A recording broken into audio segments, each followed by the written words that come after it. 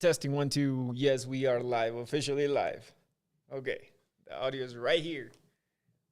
Present. Oh my Video gosh. present. Freaking. Where's the chips? Third Where's time the chips for the shout out? Okay, chips Hold on. present. So this is the Tea third with time. Munya present. I'm present. Jamil is present. Let's see. Freaking Maduro. Not present. wait. Maduro's right here. Present. This is my boy Maduro. Say what's up. Who else needs to be present now? Freaking. Yeah. Let's just make sure everyone's present. Are you present? Are you tuned in present? Where are you, camera?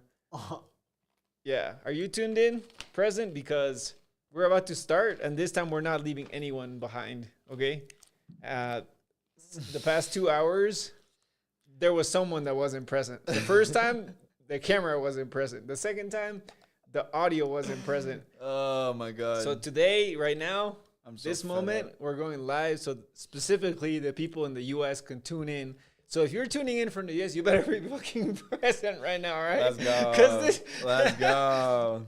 Dude, I think I should just come up with good intros this way. Just be hella dialed in just because I don't want to do it again, you know? I'm so... That is funny, bro. This guy's laughing at himself. It's better than not, right? For these types of things? Yeah, I think so. First time, audio was not working. We did a whole hour or more. Look at the video, no audio. Second time, our camera overheats and the video goes blank. Now we're on my iPhone. Third time's the charm. 2026, bro. Like third time's the charm. Yeah.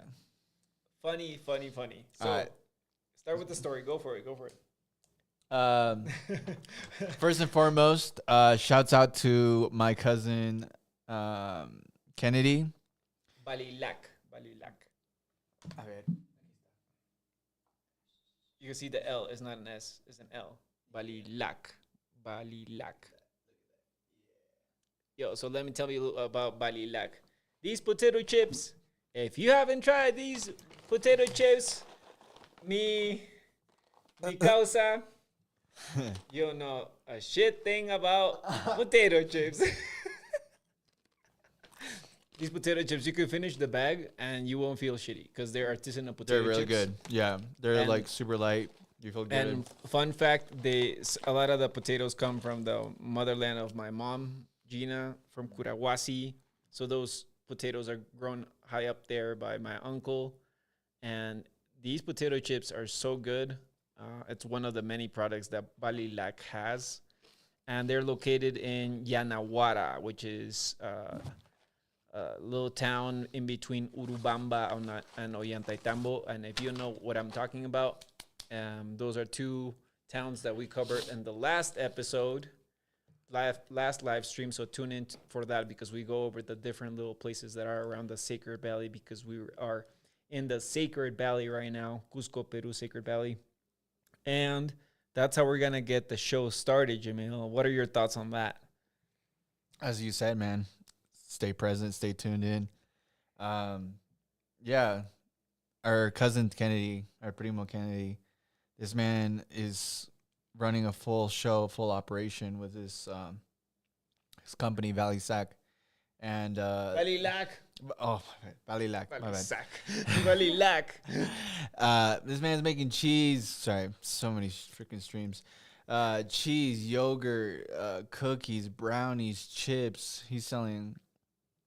If you want it, Cañazo, right? Yeah, Matacuy.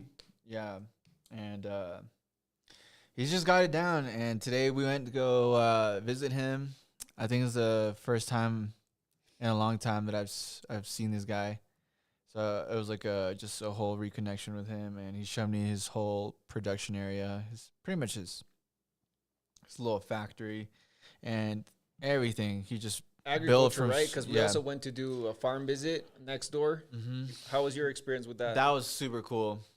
Yeah, they were out there trying to bid on raspberries, and I saw like some real, raspberries, some real Peruvian raspberries, and super cool stuff. It just really, being there, you're like, wow, like it opens up your eyes to the possibilities of, what you can have. And what was the guy's name? I think his name was like Daniel or something like that. Anyways, he had just Percy. He just had a big plot of land, just growing everything from lavender, pears, zucchini, cucumbers. What else? The lavender was really good. Yeah, lavender smelled really good. And start farming, yo. Like learn about your food, where it comes from, no pesticides, none of that stuff. And just had a good time. Yeah, one cool thing to highlight that is very related to that, and we spoke about it in 2 hours ago in the other live stream that we did, is the mission of this channel. I think I want to go back to that since I feel like it's somewhat related to what you're mentioning right now with Bailac, is that like the mission of the channel, I purposely made it to be to have more than get to 1,000 environmentalists who are making content in the Andes region. And I think that's really important because when we tell the stories of what's happening today, there's so much disconnect. There's so much AI. There's so much many other things that keep us all apart, right? With technology is supposed to bring us together, that keeps us all apart. And when we have that, then when news about Patagonia, news about our friend Maduro comes in, or news about, Iran, news about anything else comes in, then truth gets distorted, and you end up being in a place where you don't know to decide whether something is truth or not. And that's why it's so important that the mission that I put into this channel, Jamil, is because I think cultivating 1,000 other people that are going to be doing that in the Andes is part of the solution. It has to be, because we need to be more connected. I think this YouTube live is part of that. And I just wanted to I guess it's a good way to start the show, right? Like, of course, because it sets you on the track. And then we talk about all the realities of today, because that's what you got to do when you go live, right? And just be hella authentic and upfront with things. And that Jamil mentioned a couple good of the trending news that are happening today, and he did a good job preparing those topics. At the same time, they're all really connected to the Sacred Valley and kind of the mission of this channel. So yeah, I mean, I don't know if you guys seen, but it seems like Patagonia is on fire, and it's really devastating to just see, what we all cherish and adore our outdoors, whether it's in the States, whether it's in Argentina. Just watching that go up in flames is just like, damn, and, we don't know who or what caused it, but there's been a lot of speculation that it could be Israel interests, and it could be a land grab. And, that's just really unfortunate to hear, if it is true or if it isn't true. But, the truth is that it's happening, and it needs to be talked about. And, it relates to, Peru specifically, parts of like Madre de Dios, and where a lot of illegal mining is taking place. We have people from China and Russia are run by gangsters that come in and they just start burning down the forest, creating roads, start doing just all sorts of debauchery, destroying the 1,000-year-old trees that Paul Rossley, shout out Paul Rossley, that he talks about and really makes people aware of that. That made me aware of it, even though, and, the amount of wildlife, the amount of just effect it takes on is devastating, and really hate to see that happening. But everybody's wearing Patagonia, but where's everybody at when Patagonia's on fire? That's so true. I think you make a great point. It kind of reminds me of my journey on my MBA, and also going to these conferences where all the where all the S&P 500 companies, like all the tech companies, would show up. It was called Green Biz. I did a video about that because I went to speak on a panel at that conference. And there's so many businesses that have a corporate sustainability sector that, strives to decrease the carbon footprint and blah, blah, blah, blah, blah. Like, more often than, and I do remember learning a little bit about what Patagonia does as a brand, but like, you're right. Like, it's greenwashing. So many times that happens is you take a significant landmark that it belongs to really Mother Nature, right? But what business does is try to monetize it, and what is it called when you make it an intellectual property, right? And like you own it, right? Yeah. You try to have some rights to it. What is that? There's a term for it in English. I can't think of it right now. When you claim rights to something that is supposed to be intellectual property or something like that. I think that's just a word. Yeah. Yeah. No, there's another word that comes to mind, but that's what happens is like the claim of it is there, but in the many other ways, it would be so cool and innovative for. Could you imagine if a business stood up and started like filing lawsuits or going after the candidates so that they change their politics? Could you imagine if like a business took that kind of or like a billionaire progressive action? Right. Yeah, like imagine if Musk would be doing that, if he would start doing that, and then the business would follow. Wouldn't that be crazy? That would be insane. That would be a different world that we lived in. Yeah. Because then it would be like a protagonist. The business would be a protagonist. Right. And it's just simply not today. And I'm sure there's businesses out there that, are doing their,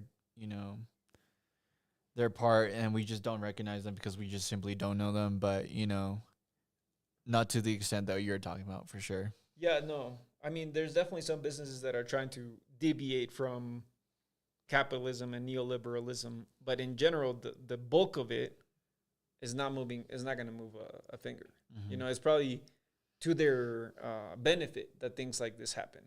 Because then there's more demand on development, right? Right. And once you have more demand on development, then you need more demand on infrastructure, technology, right, mining. So all these things it's are like a like domino effect.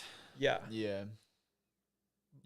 But because we're in the Sacred Valley, I think it's important to like always take something that's been passed down from learnings, lessons like how businesses business was conducted when there was INI, there was all this reciprocity around, for example, the Andes, or for example, Turtle Island. Like business behaved differently. You couldn't behave against Mother Nature. Your business, whether it was trading something or making something happen or farming or all these things, like it had to go with Mother Nature. You had no choice. Right. Otherwise, you didn't prosper. Right. And what we have today is not that, right? Yeah. So, like, how do we go about making business prosper more with? It's difficult. It has to be such a. It's a radical change. Hard, yeah. It's a radical change. It's gonna be not by choice, but by force, I think. Right. And whatever that looks like, yeah. Yeah, which is kind of tied to also what you had gotten ready about Iran, right? Yeah. Like BRICS. Like things are happening in Iran right now. What do I know much about Iran? The reality is that I met cool people, amazing food, great people that dance really well. That's as much as I know about it, right? What else would I know? That they're part of BRICS. Should probably look that up, but I'm pretty sure they're part of BRICS.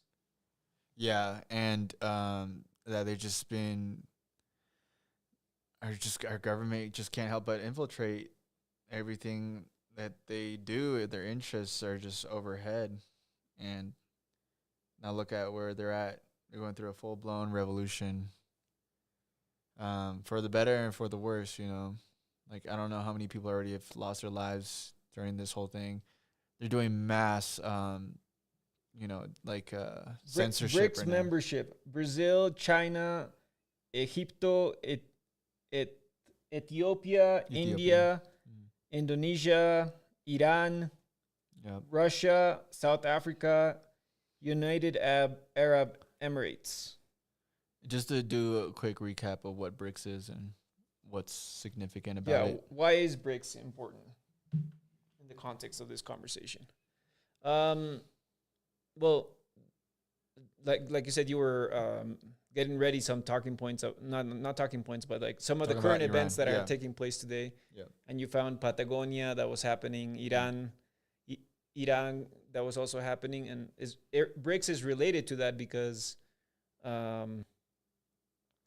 you had asked the question too, like how is any of this gonna impact the American in the U.S., right? Like, Yeah. Right.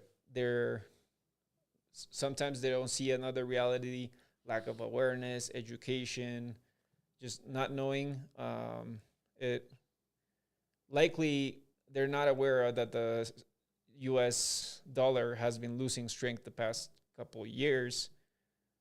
Likely, like they're not as connected to these topics, but that's not to say the U.S. is not connected to it. Is people around the world, even here in Peru, who have access to internet and just prefer to be in some other app or scrolling through TikTok. Right. Yeah, and again, like it's not to their fault, and it is also to their fault. Like we've created such a,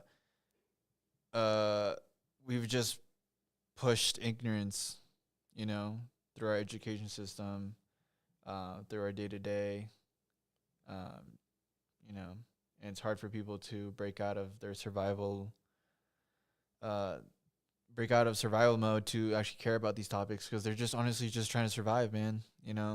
And that's how systems are built to keep us in place. Yeah. If you have to be worried about your next meal, the last thing you're worried about is that you run. The last thing you're worried about is Patagonia.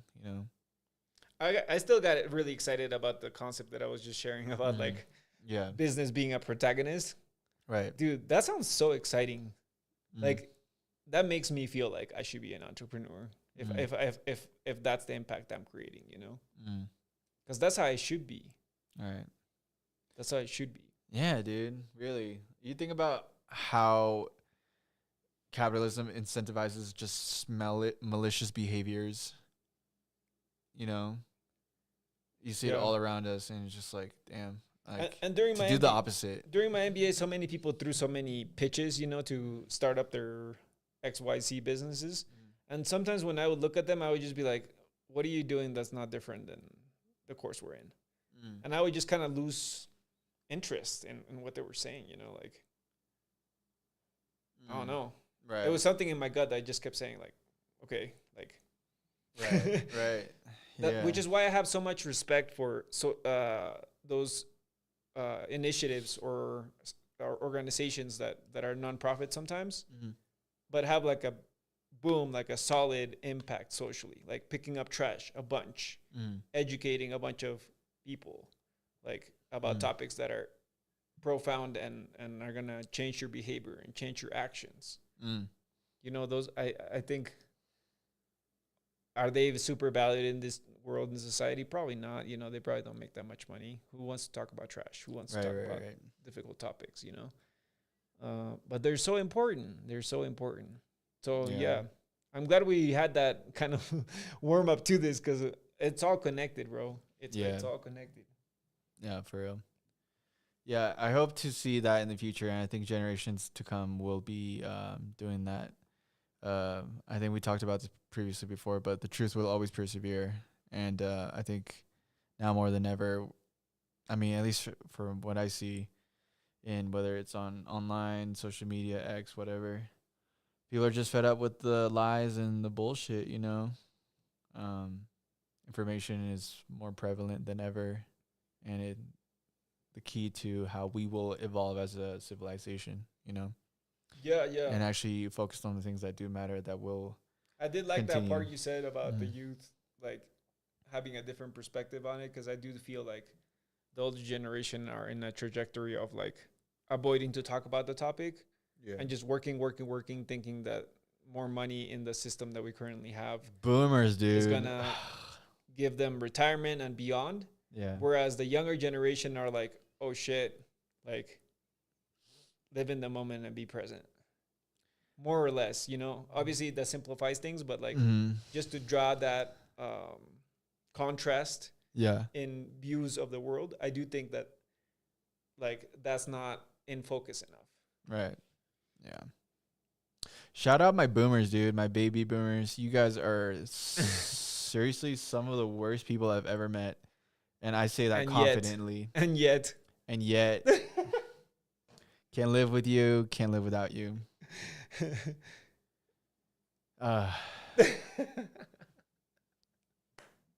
Literally, dude. Like at a restaurant, like you know exactly what we're talking about.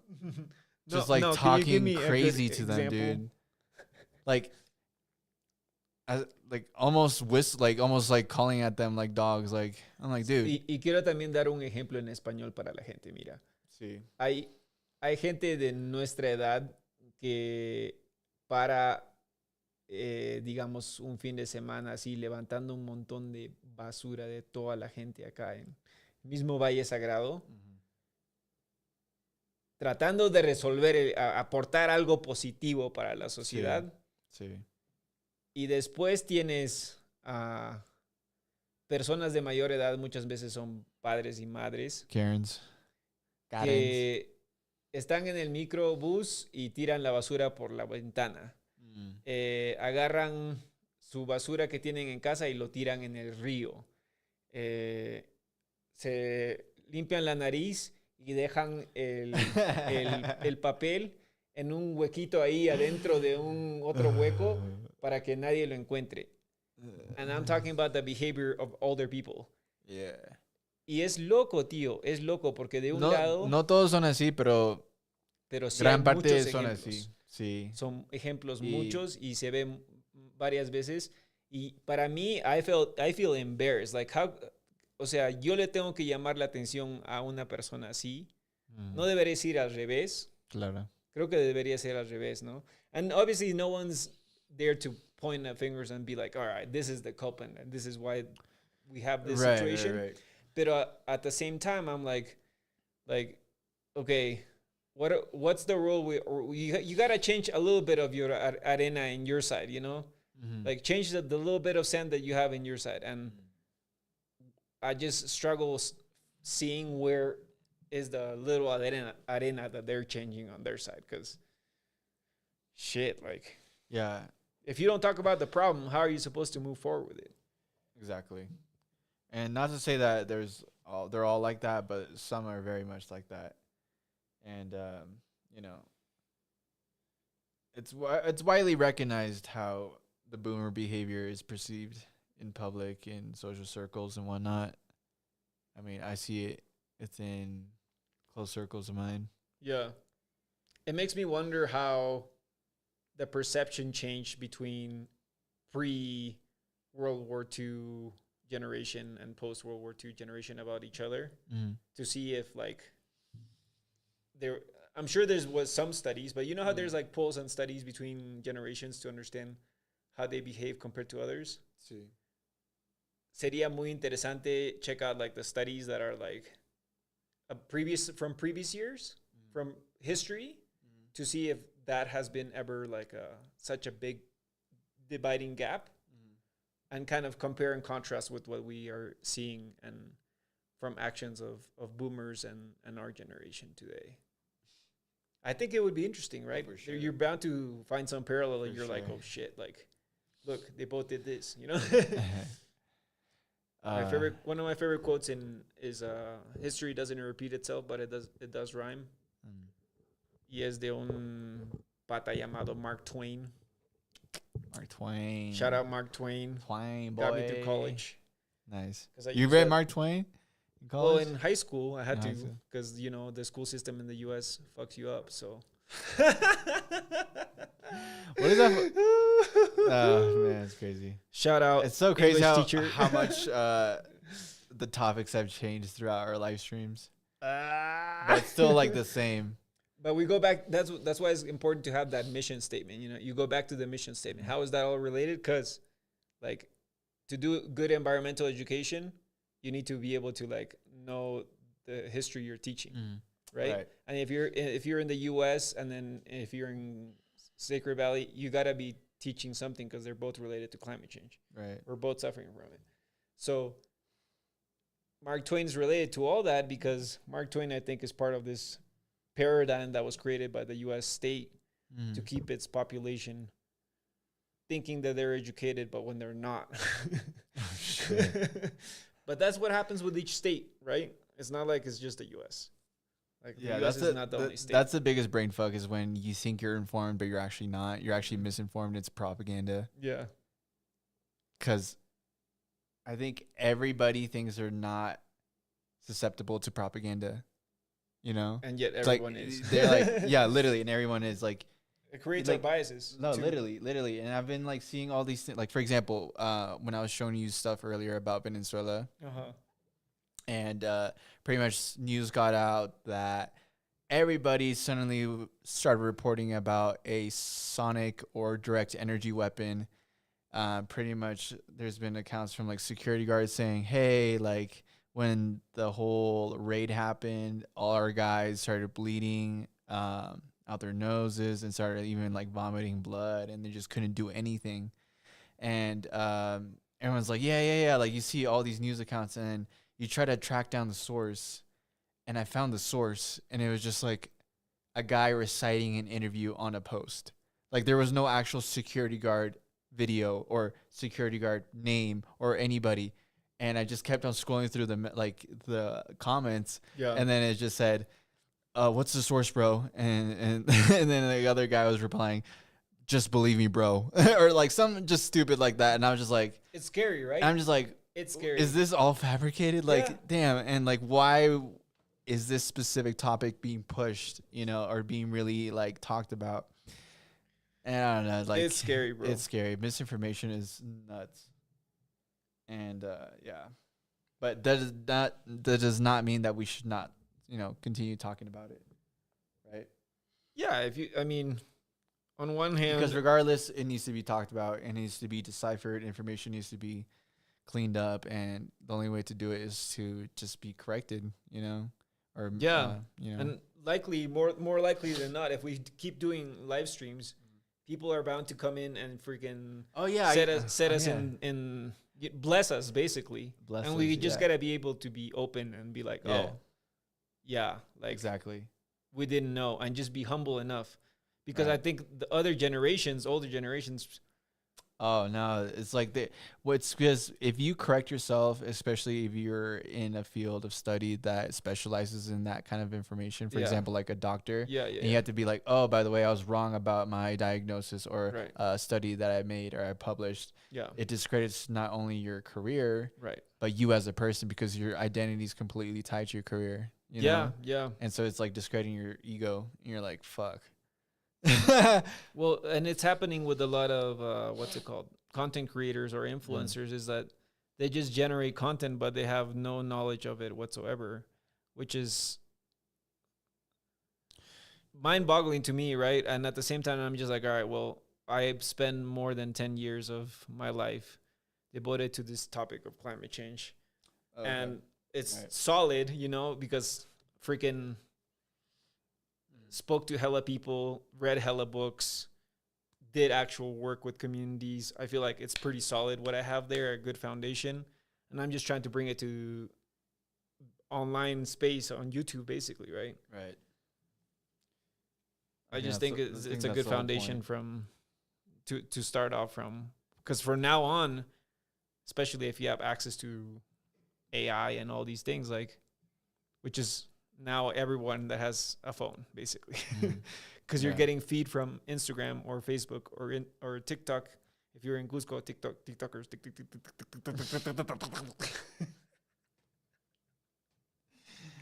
Este güey se ha fumado un tronco. No, Already para know. nada. Más bien estoy más relajado que antes. Digamos. The The other day we went to Intipunco. Oh yeah, we did go to Intipunku. Yeah, that was really cool. It's pretty much archaeological, little mini archaeological site on top of a mountain. Do you remember It's, what do you remember what Intipunku stands for? It's a stone door. It looks just like a door, like an opening, and I'm sure it faces like the sun when it rises or something like that. It is the sun portal, yeah. Yeah, Inti means sun, and Punco means gate. So it's like a sun gate, stargate, whatever you want to call it. It is a stargate because the sun is a star. Yeah. 7 kilometers from Ollantaytambo. Yeah. Fat hike.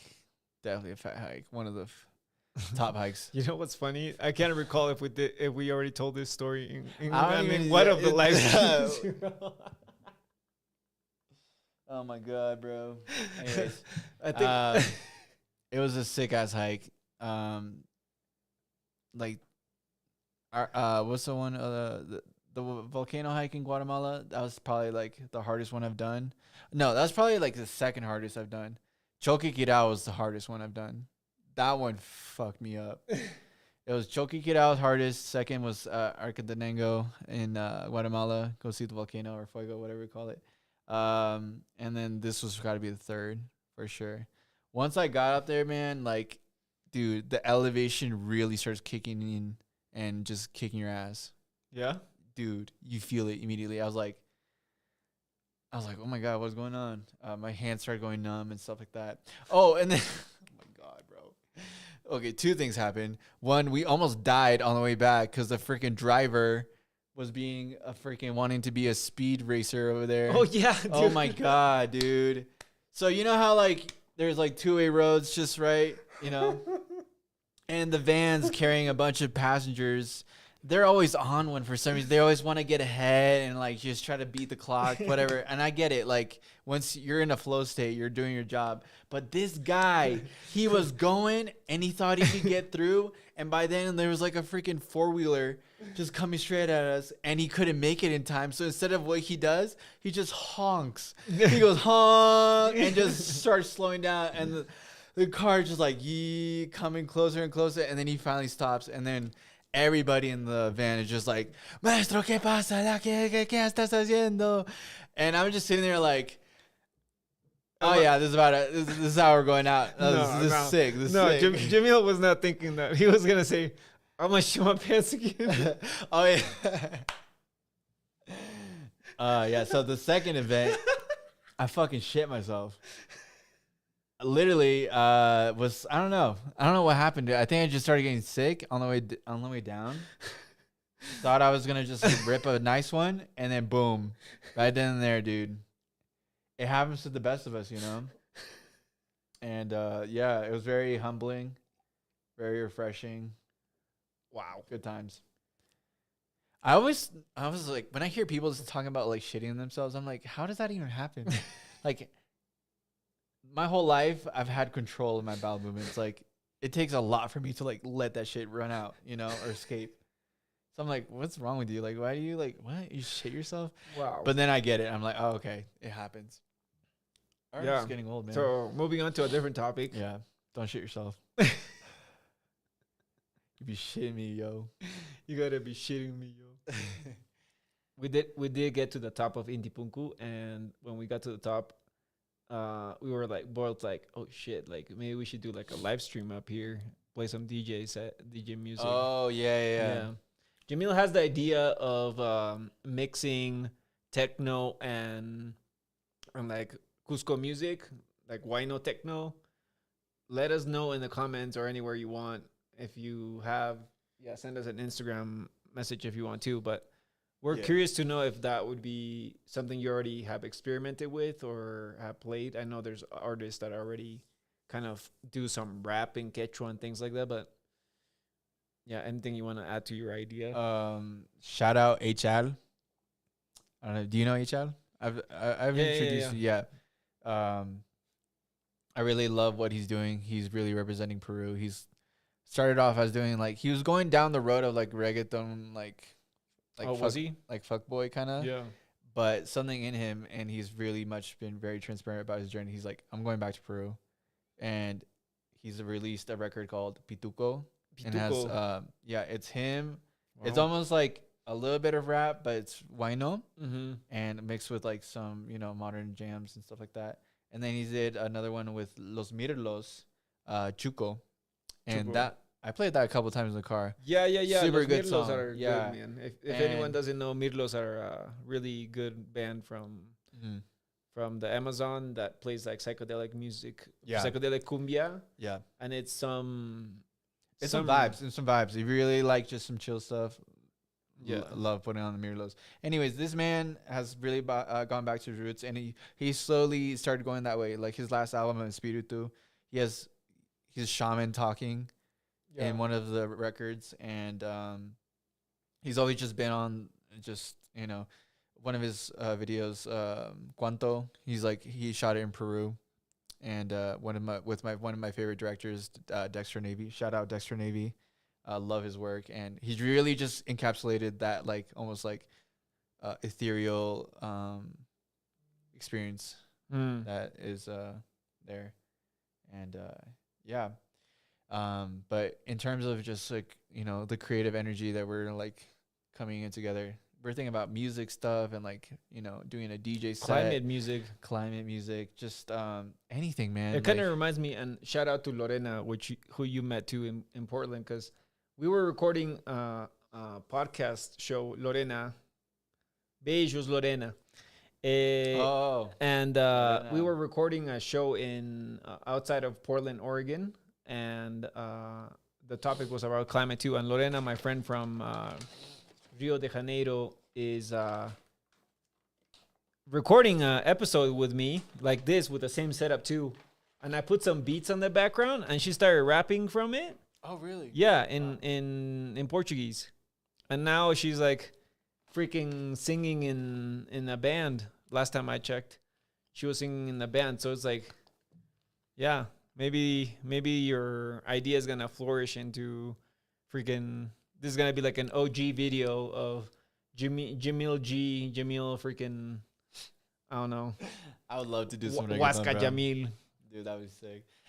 Hey, shouts out all my Brazilians, yo. I love your music, yo. Hey, you from Brazil? Hey. No, literally, anytime I see a Brazilian, I'm like, hey, you from Brazil? And I'm like, boom, cha, cha, boom, cha, boom. And I just start going because I love Brazilian funk. I love Perreo Brasileño. It's a different energy, dude. That just the hard drum and just. Hey, sabe de nada, inocente. Yeah, what were you playing? Was someone? I can't even say it right now, but I mean, today I was putting on some Sergio Mendes, and that was dope. Sergio Mendes. Yeah. Nice.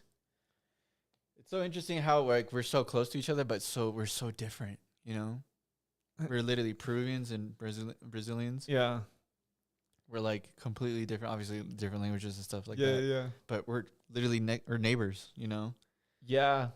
When you say so close to each other, I just thought of like all the buses that you had to take to get to like Rio, and I was like, it's not close. Because to go from, which I have done that route from Rio and Sao Paulo all the way here, it's really? Yeah, it's a lot of buses. So I'm like, it makes sense. Yeah. I just want to give a quick shout out to my friend Kevin. Don't be a fucking hater, dude. I know you want to be on the pod. Bro. Yeah, maybe he should come in and ask some questions or something. I've been telling you to come to Peru. Then you got a girl, you fucked it all up. Nah, I'm kidding, bro. You do your thing. What else? Patagonia's on fire. Iran revolution could be good. Maduro. All right, everyone. We're gonna. I hope you're doing good, bro. We're gonna cut it out. The third time we're going live I'm going today. to bed, bro. Yeah, I'm tired, I'm like, dude. hey, we did this episode. It's kind of funny, I think, right? And we did it specifically for the U.S. audience. So, if anything, just do this for us. Drop your favorite song right now in the comments below so that we know, and then we can freaking play off that. And at least you said something to us, okay? Yeah. Thanks. That would be amazing. Don't even subscribe. Don't even like it. Don't even share it. Like, this video is I can't wait. Absolute trash, okay? I can't wait to go back like 5 years from now and look back at our videos and be like, oh my God. I can't believe we did that. Oh my God. He says all the time. He says all the God, bro. What are you talking about? Shitting yourself? What? Eating your chips? Eating your chips? Are you serious? Oh, yeah. All right. Peace out, y'all. Have a good night.